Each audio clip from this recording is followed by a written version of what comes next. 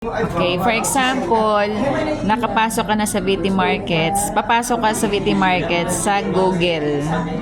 I-type mo ng VT Markets, tapos login. Kapag wala ka pang login, mag-register ka muna, di ba? So, pag meron ka ng login, in-open mo na, so ito na yung lumabas. So, ang gagawin mo, click mo yung my face, tapos punta ka sa account, tapos gagawa ka ng open account. So, demo, click mo yung demo. So, meron siyang choice, live or demo. Pag meron ka ng perang pang live ka. Pero kung demo ka lang, demo, active, tapos MT5. Sa MT5, meron choices na ganyan. MT5 yung pipiliin mo. Tapos, open account na yan. So, live account pa rin yan. So, demo na naman ang pipilitin mo. Ito, MetaTrader 5 yan yung MT5. Dapat magda-download ka niyang app na yan sa phone mo. Tapos, ang account type mo is standard. Tapos, USD, dollar ka. Choose leverage is 100 over is to 1. Tapos, ang account mo is 1,000 ang i-open mo para realistic. Yan ang pinakamababa. Tapos, confirm mo lang. Tapos, I know. Okay? So, labas ka na dyan. Punta ka na sa Yahoo mo. Or dun sa email mo. Sige, buksan mo na yung ano mo. Yung iyong MT5. Ito, bukas na po may. Open account ako? Hindi, close ka. Ito yung lumabas. Kunyari, bago ka pala naglagay ng MT5. So, close mo siya. Tapos, punta ka sa Itong broker mo is VT Markets. Ayan, VT Markets ang broker. Ito yung LTD. Ayan, VT Markets. Tumaas pa siya. Ay, hindi. Ayan, VT Markets. VT Market. Ayan, VT Markets LTD. Wow! Ayan. So, bubuksan ko yung email ko. Buksan mo rin yung email mo. Okay, so nakabukas na siya. Hintayin ko yung email ng VT Market. So, ito na siya. Ayan. Ito na, nakagawa ako na account ko for demo. Ang gagawin mo, ikakopy mo kasi may mga numbers ka lang. Kaya lang kasi, hindi kasi ito yung gagamitin kong phone, ibang phone. So, kailangan isa-isahin natin yan. Ayan, so lipat ka na dito sa kabila. Ito na yung sa VT Market. So, kung ano yung nandito sa email mo, kopyahin mo lang yan. VT5 login. So, kopyahin mo siya. So, 117, 49,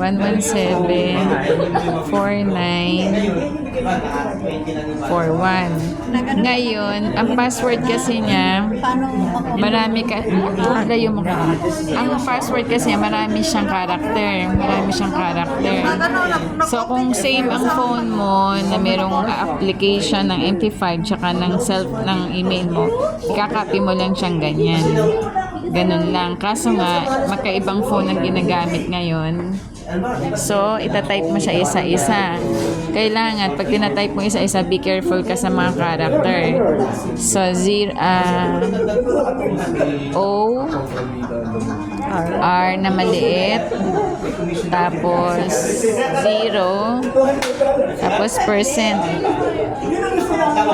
ayan, percent, tapos 5, capital A, W, capital Q. Ayan. So, VT Markets. Dito. VT Markets. Ayan. Tinype mo na yung login, password, VT Market demo. Kailangan demo kasi demo yan. Tapos, save password. Siyempre, lagi. Kasi pag binukas mo yan, hindi ka na magta-type ulit ng mga may character. Then, login ka na. Save mo ngayon yan. Save. Ayan. So, gagamitin niya yung akin. Kasi demo lang naman yan. So, iba't si Tita Weng mo ang gagamit. Nakikita mo siya? So, eto na siya. Ayan na yung account mo. Pero akin yan, lalaruin mo lang. So, demo siya. Punta ka sa account. Punta ka sa trade. Tapos, may 100 ka na. Ngayon, punta ka sa coach. May kita mo ang dami niyang pair. Sa Forex kasi, pair yan. So, i-close mo lahat yan. Close mo lahat. Tapos, may maiiwan niya na isa kasi hindi mo talaga mabubura yung isa na yun. So, i-click mo. So, may natirang Euro USD. Tapos, dagdagan mo siya ng, ito yung lalaruin mo kasi ito yung tinuro. Ito na nag-i-expert yung ating founder ng Hero 30, si Coach Nars. Inaral na nila tong DJ30. So, sa demo, ganito may itsura niyan. DJ30 tapos period. Pag live na siya, okay yun. So, naka-check na siya. I-click mo naman yung isa pa. XAU, gold naman to. Gold USD, XAU USD. Gugutom na po kayo. Tapos, VIP pag demo. So, iba yung wala nang VIP pag live na. Ngayon, dagdagan mo siya kasi itong DJ30 tsaka yung gold or XAU USD 5 days a week lang siya. So, from Mondays to Friday. Ngayon, gusto natin, syempre kami dito, weekend namin Sabado. So, gusto namin may laro din kami. So, BTC, Bitcoin naman to. BTC USD. Ayan. So, pwede mo siyang isama. Ngayon, pagkatapos nito, yan na yung account mo. Pwede na yan. Yan. So, kung makikita mo, gumagalaw lang BTC USD kasi sarado ngayon ang DJ30 tsaka XAU. Ngayon, punta ka na sa chart mo. Ayan. Euro USD, hindi nga ito malalaro. Okay? Ang malalaro mo lang dyan, yung DJ30. Kaso nga, sarado ngayon kasi weekend. Tsaka XAU. Ngayon, ang malalaro mo lang BTC. Since mahina yung internet. Ayan, ang haba. Ang haba na So, paliliitin natin. Pwede mo siyang paliitin. Ito. Ayan. Liliit siyang pa ganon. Pwede ding lumiit na pa ganon. Pa ganon. Pa-side naman to. Ito palaki o pataas. Ngayon, ang tinuturo dito sa atin, ang strategy ng mga coach or ng founder, ito. Meron indicators na tutulong sa atin para malaman mo kung pataas ba o pababa yung market.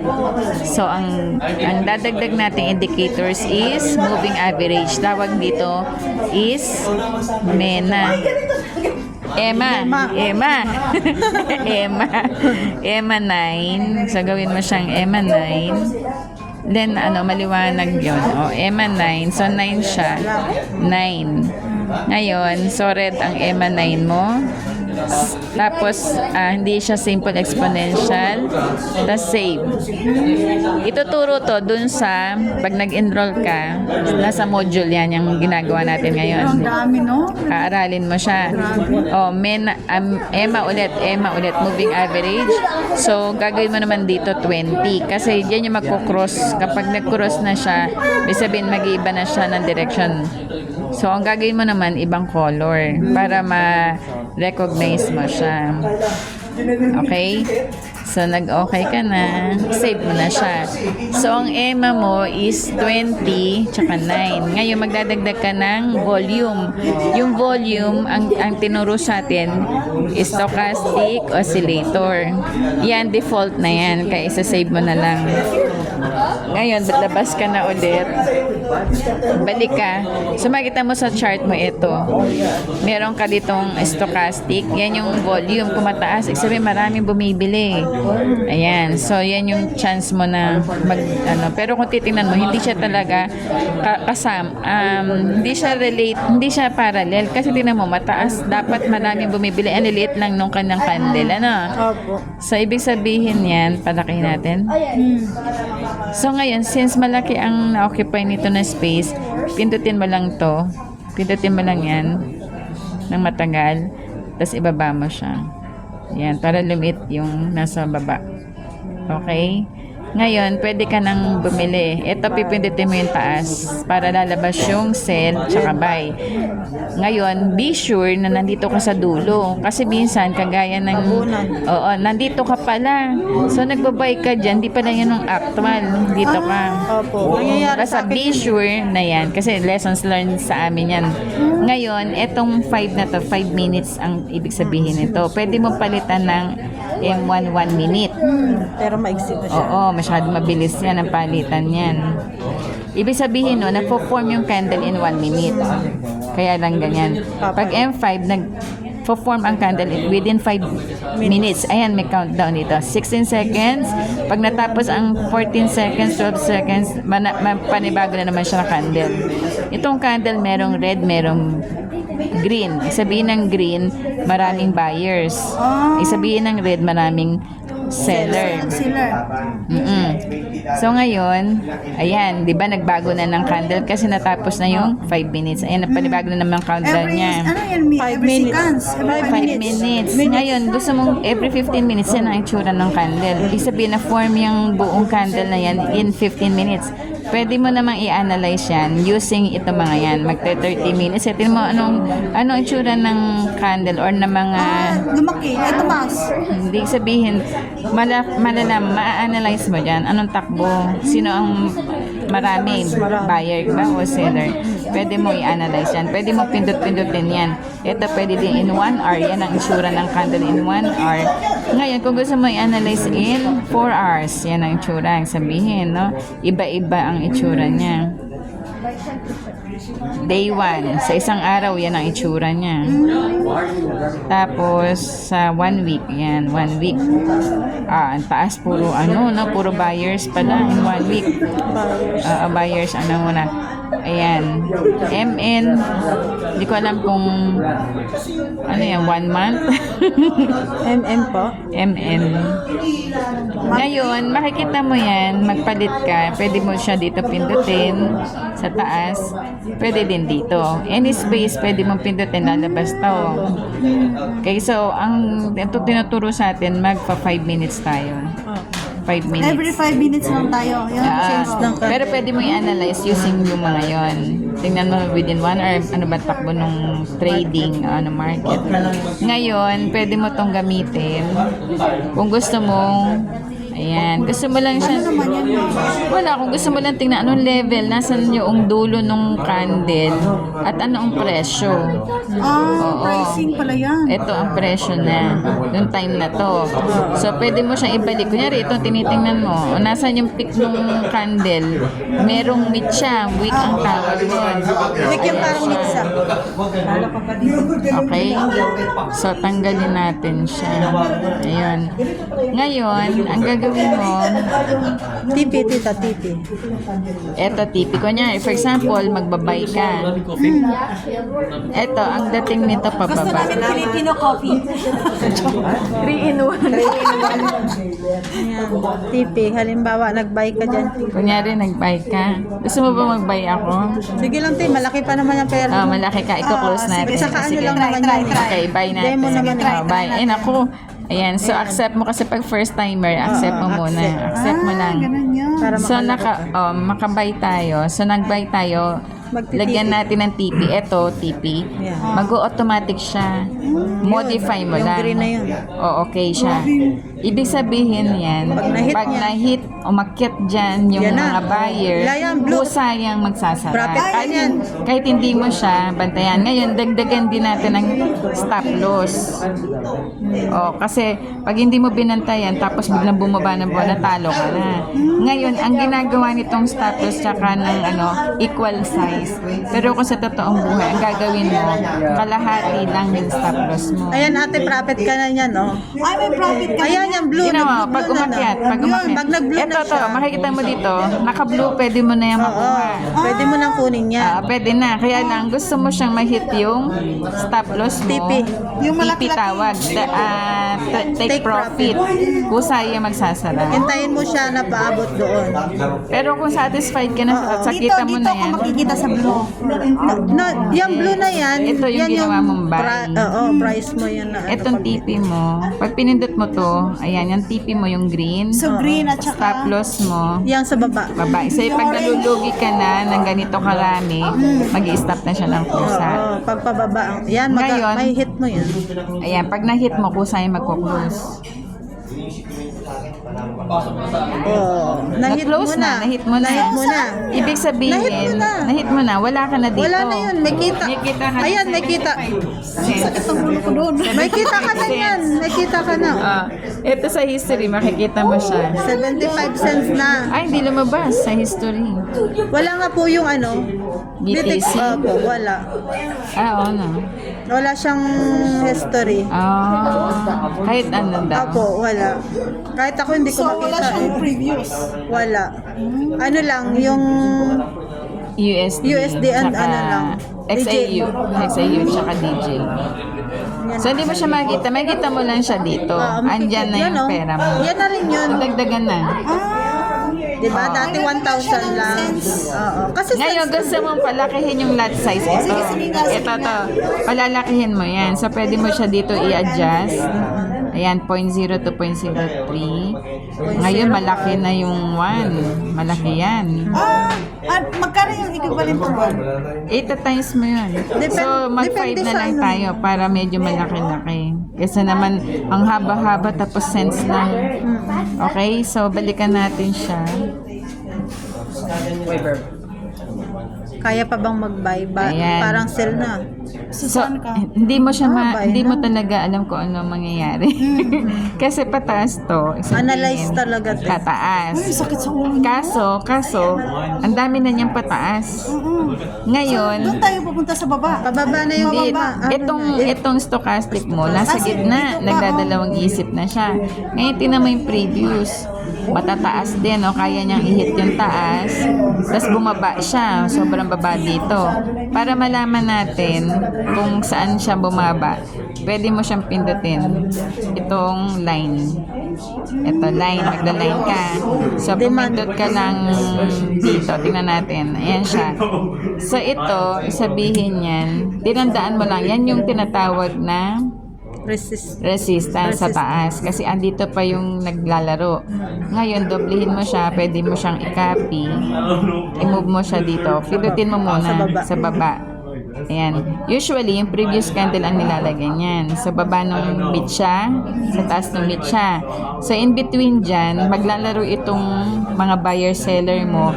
Pero pag na-hit niya yung bubong, pwede siyang mag-bounce. Pero kung marami sila, pwede niyang ma-break. Lampasan. Pag na-break yun, isa yung pataas yun. Buy ka na. Ngayon, pag ito namang baba mo, ang na-hit niya, seller ang nangunguna. So, magse-sell ka pag na-break niya.